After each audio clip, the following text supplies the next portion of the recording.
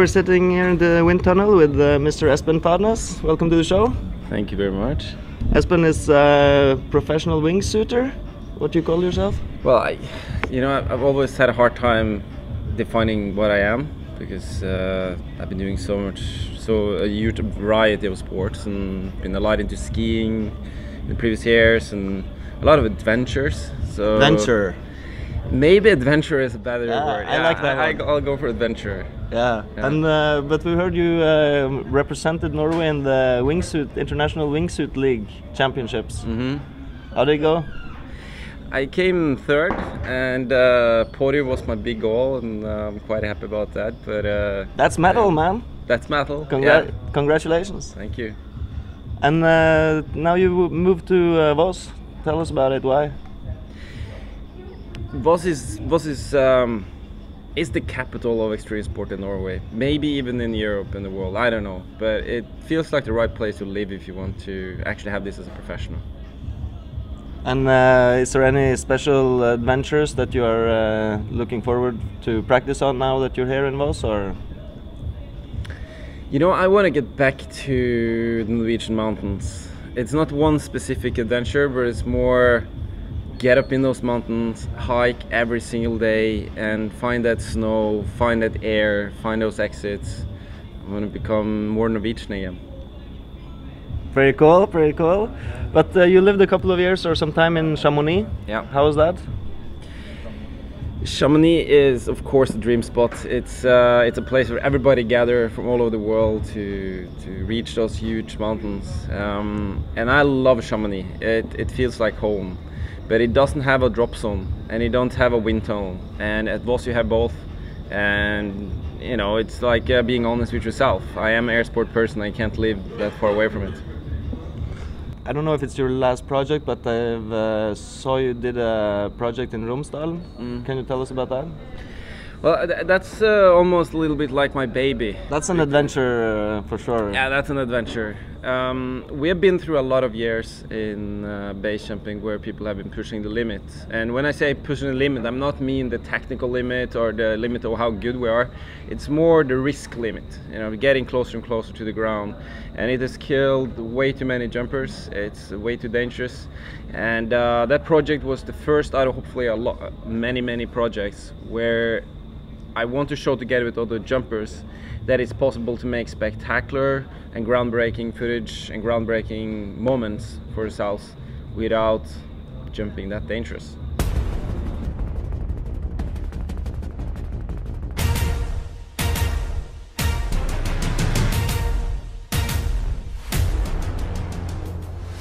Roomstigen Mountain in Norway stretches 1,500 meters vertical above the valley floor. I've jumped this iconic place countless of times, but never in my life had I done a flight like this.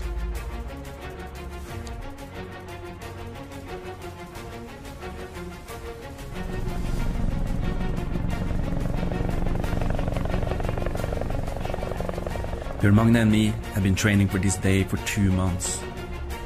We were touching the boundaries of our air sport capabilities. Now we had the perfect weather. No wind and perfect sun. It was time, and we knew it. When I saw Bjørn Magne flying his canopy towards the exit point, it was like I was already in freefall. All I could think about was to jump off that mountain at the perfect moment. I did not dare to even blink my eyes. Okay, lycka till! Woo!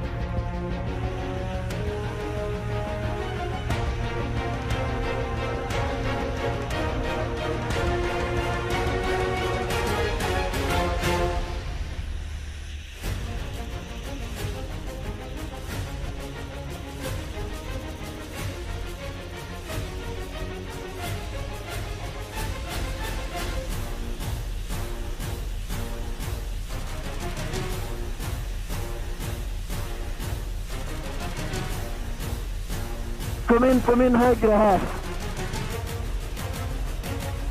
Upp, left. Sonja, håll där. Lite längre fram. Ja, upp. And ducking! Woo!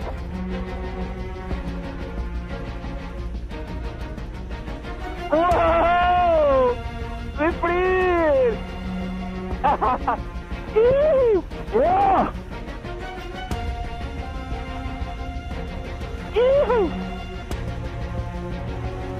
Jævlig bra!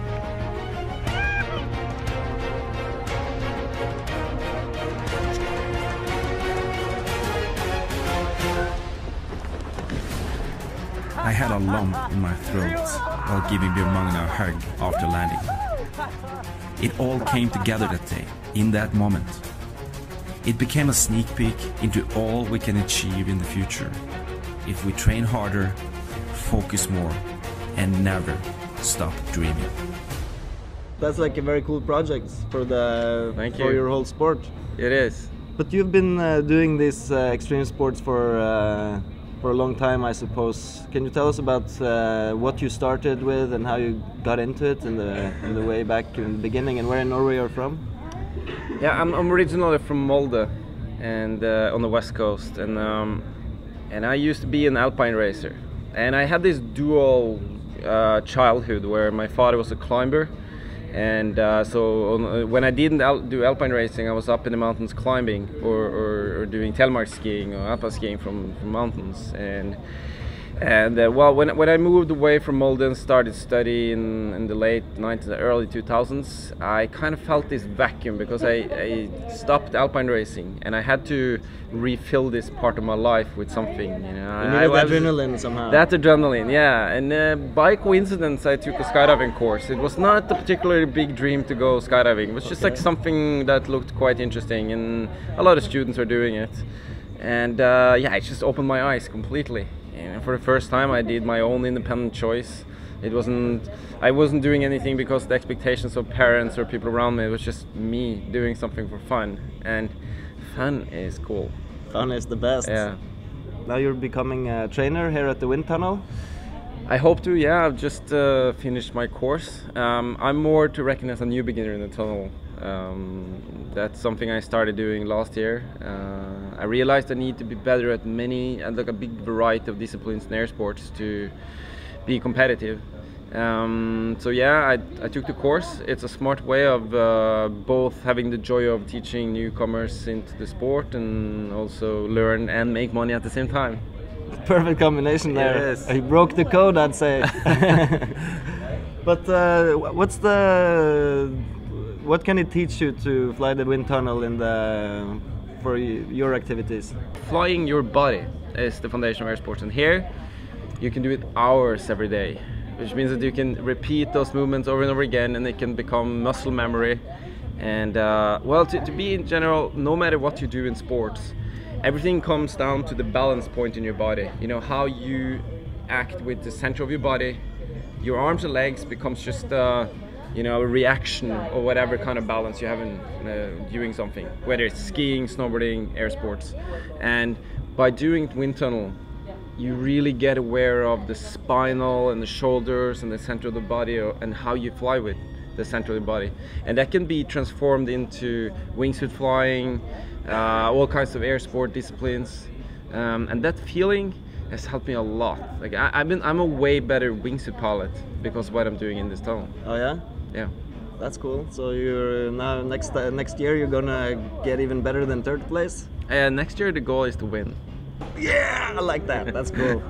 Finally, a Norwegian that actually admits that he wants to win. Norwegians are so humble. Everybody wants to win. Yeah. Everybody wants to win. That's everybody that don't say that is just liars. I don't believe it. Yeah. Okay.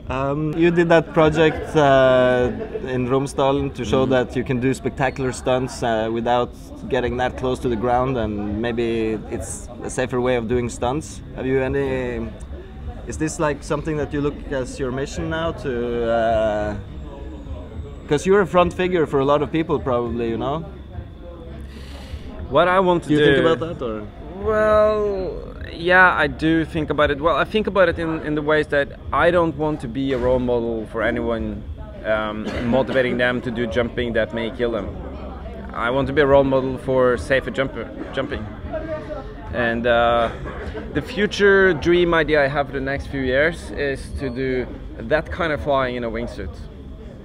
All right. In the mountains, you know, make us go dynamic. Right now we look like lavas, you know, we just fly straight forward, our head facing forward. It may look cool, but it can be so much cooler. We want to become Ferraris, fighter jets in the air. It shouldn't matter if you're upside down on your belly. It shouldn't matter if you're 1 or 10 people together. You should be able to fly together like a total dynamic movement, you know, going down those valleys and just go nuts. And that's the next level. Pretty cool. So you've seen the sport developing and now you're totally a part of developing it. How does that feel? Is that like you have to be the pioneer all the time? That's one of the greatest awards of being a base jumper. We do not have the same kind of top level community as you have in many other larger extreme sports. We kind of do this together, and nobody's really showing you the way to move on. You gotta just be creative and think out of the box and go for it. I think 2015 is gonna be the first year of kind of the breakthrough of professionalism and larger events in wingsuit flying. 2014 was probably the last cowboy year of the sport. I think we're going to go live. Were you one of the cowboys in the beginning? I've been one of the cowboys from the beginning, yeah. It's lasted now for 6 years, and I know that some large American TV channels are probably going to go into live shows from the wingsuit competitions, and it's going to change everything. You know, it's all of a sudden it's going to be very big. Which I don't know. Is that good? I think it's good. I'm not sure though. It's we'll see. It's good to be a cowboy as well. And 2015, me and Jokke are going to go big. We have to come up with something, and we got a couple of ideas, and you know, go out there and make people a little baffled. Very, very cool. Thank you so much, Mr. Espen. Thank you. Very nice to meet you. Here at the airport at Voss, people are jumping from the airplanes into skydives all the time, and this is one of the reasons why Voss have become an extreme sport mecca of the universe. Yeah, and we talked to a lot of athletes, and it also has to do with the people who are drawn to the nature of Voss, but their personalities, their excitement for sports, their enthusiasm, and like making events to encourage extreme sports also makes it one of the most important places for the One of the things sports. A lot of people have mentioned also is the Extreme Sports Veko, which is one of the biggest extreme sports festivals in the world, and it takes place here, and it have made a lot of people aware of the fantastic nature that is around Voss, which makes it possible to do literally what kind of extreme sports you want. Yeah, it's been an awesome weekend in Voss. I hope we come back and check out the water sports and the earth sports. You guys definitely need to come to Voss to check it out, especially if you're interested in extreme sports. See you next time!